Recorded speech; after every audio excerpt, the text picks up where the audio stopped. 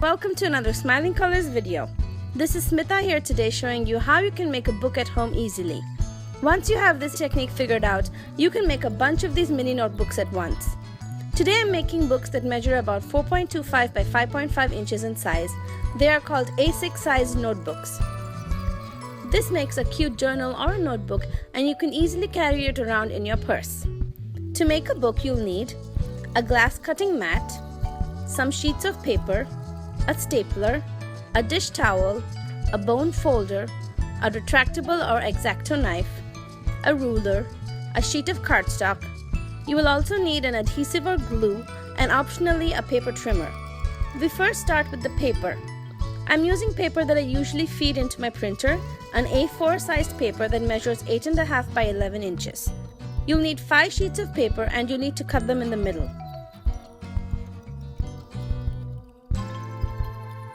I'm using a guillotine paper trimmer to cut all of my 5 sheets at once. You don't necessarily need a trimmer for this. You can use a large pair of scissors instead to cut the sheets in half.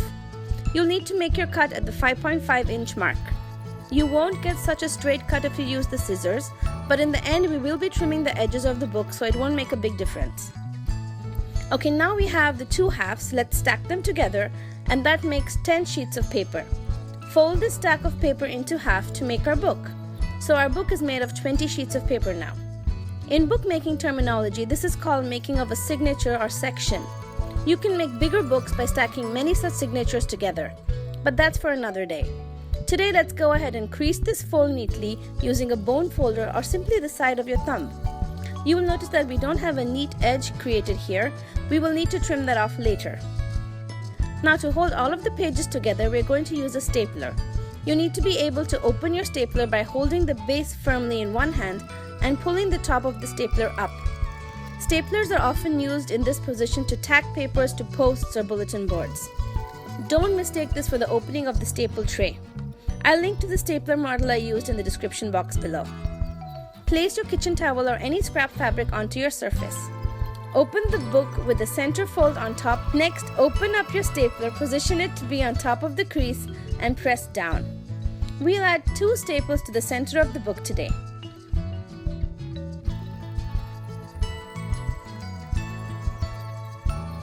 Lift the book up and you will find that it's stuck to the towel, but you should be able to easily separate the towel off. Now, using your bone folder, close the staples down by pressing them carefully. The kitchen towel works great here, but you could also use an old stack of magazines beneath before stapling. Don't staple the book directly on a table. The book will get stapled to the table and leave a mark. Don't ask me how I know this.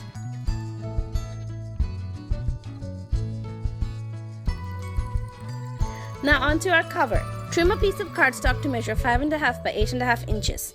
Fold this in half. To glue the book inside the cover, I'm using a tape runner adhesive today. This one is permanent and it holds great. Simply add adhesive to the inside fold of the cover, line up the book inside, and press down firmly.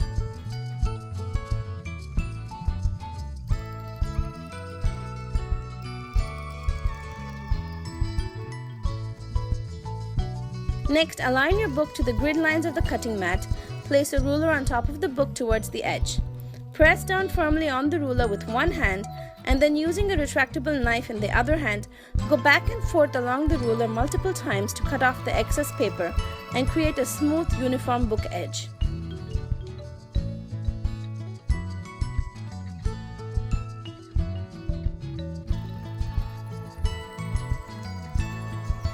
Now turn the book 90 degrees and repeat the same process.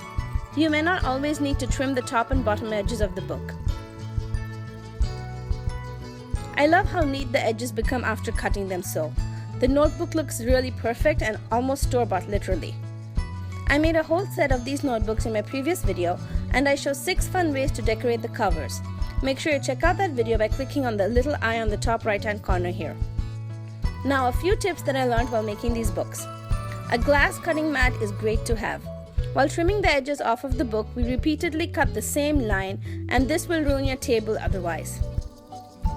To trim the book, use a wide blade, a sharp utility knife or something like this. You can try using a craft knife or even a smaller X-Acto knife, but I found that the utility knife gave the best results. In my video today I used this narrow ruler, but later I found out that a wider sewing ruler is much steadier and to hold in place. I used a tape runner to adhere the book to the cover, but you can always use a liquid glue instead. If you use glue, let the book dry for a few hours before trimming. Now if you don't have a stapler that opens to the tack position, you can always use a needle and thread to stitch the book in the center. This is very easy to do, and I've shown this in a previous video of mine, and I will link to that below. And that brings us to the end of this video. This video was jam-packed with tips and mentions of other videos, and you can find all of that information and links on my website smilingcolors.com. Make sure to stop by and say hi to me there. Click here to subscribe to my channel, click here to go to my website, and click here to watch my all-time most popular video which features a bookbinding technique. I hope you have a great day, and as always, happy crafting!